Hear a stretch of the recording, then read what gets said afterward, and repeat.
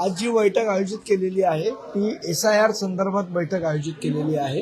सध्या आपल्याला माहिती आहे की या जून महिन्याच्या एंड पासून SIRचं काम चालू होणार आहे।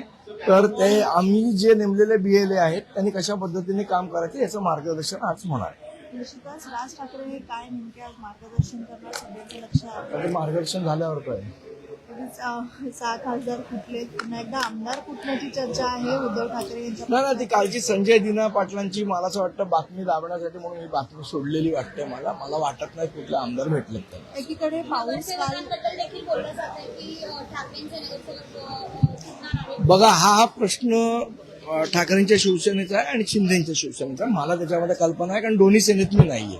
सध्याची एकीकडे मुंबईत 2 दिवस पाऊस जरी पडला असा तरी पुरेसं पाणी पडलेलं नाही, पाऊस नाही झालेला आहे। खरी तर पाण्याची टंचाई आहे मोठ्या प्रमाणात, अनेक प्रश्न आहेत, अजूनही लोक सगळ्या या पाण्याच्या टंचाईला सामोरं जात आहेत। कसं पाहताय आपण? मला असं वाटतं की कसं आहे हे आज तुम्ही हा प्रश्न विचारता, आज मी त्याचं उत्तर देईन।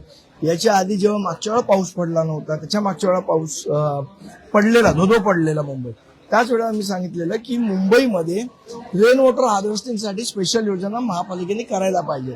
आपला प्रॉब्लेम काय झालाय महानगरपालिकेचा, आपण ताण लागल्यावर विहीर खणतोय। मला असं वाटतं विहीर आधी खणून ठेवायला पाहिजे। महापालिका म्हणते की 15 ते 16 ऑगस्ट पर्यंत पाणी साठा ठीक आहे, तर पाऊस नाही पडला तर महानगरपालिका कुठनं पाणी देणार आहे? पण मुळात विषय आहे की जेव्हा पाऊस चांगल्या रीतीने पडतो तेव्हा त्याचं कन्झर्वेशन ऑफ वॉटर का होत नाही आणि ते का करत नाही आणि त्यावेळेला आपण सगळेजण जागरूक नागरिक का गप्प असतो, हा महत्वाचा प्रश्न।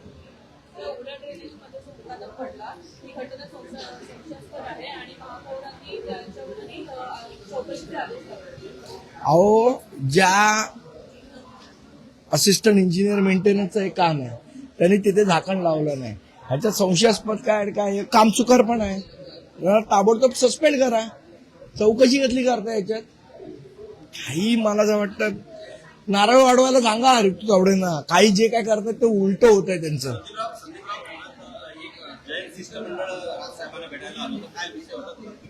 आपल्याला माहिती आहे की छत्रपती शिवाजी महाराजांच्या जिरे टोपावर काही दिवसापूर्वी मालाड इथे घटना घडलेली, तिकडे झेंडा लावण्यात आलेला, जैन समाजाचा कुठला कार्यक्रम होता त्याचा, त्या संदर्भात त्यांनी दिलगिरी व्यक्त करण्यासाठी आज सन्माननीय राजसाहेबांची भेट घेतली।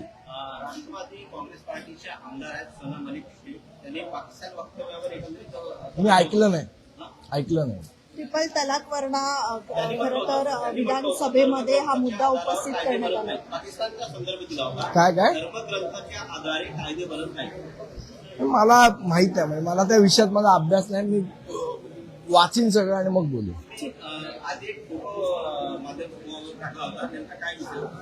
नाही त्या फोटोमध्ये जी व्यक्ती आहे ती व्यक्ती कोण आहे?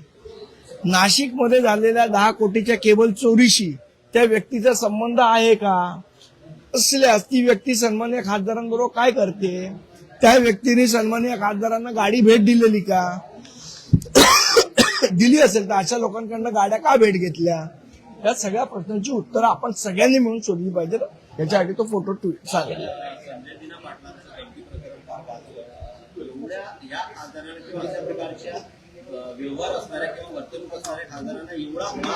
मुळात अशा लोकांची पहिले जी Y+ सुरक्षा यांना दिली ती काढून घेतली पाहिजे।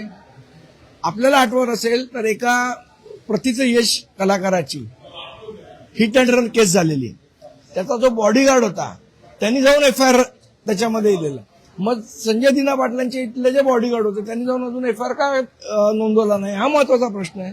आणि जर कमिशनरला चॅलेंज देणारे असतील, डीजीना चॅलेंज देणारे असतील, मुख्यमंत्र्यांना चॅलेंज देणारे खासदार असतील तर त्यांचं आजपर्यंत संरक्षण का ठेवलंय, हा महत्वाचा प्रश्न आहे। मुख्यमंत्री उदय सामंत म्हणतायत की संजय दिना पाटलांचं प्रकरण संपवून त्याची वागण्याची पद्धत हीच आहे। मला असं वाटतं अशा प्रकारचं जर समर्थन उदय सामंत करत असतील तर ते खरोखर दुर्दैवी आहे। म्हणजे मी त्यांना, ते माझे चांगले मित्र आहेत, अशा बाबींचं त्यांनी समर्थन करून स्वतःची प्रतिमा मलिन करू नये एवढा सल्ला मी देईन त्यांना।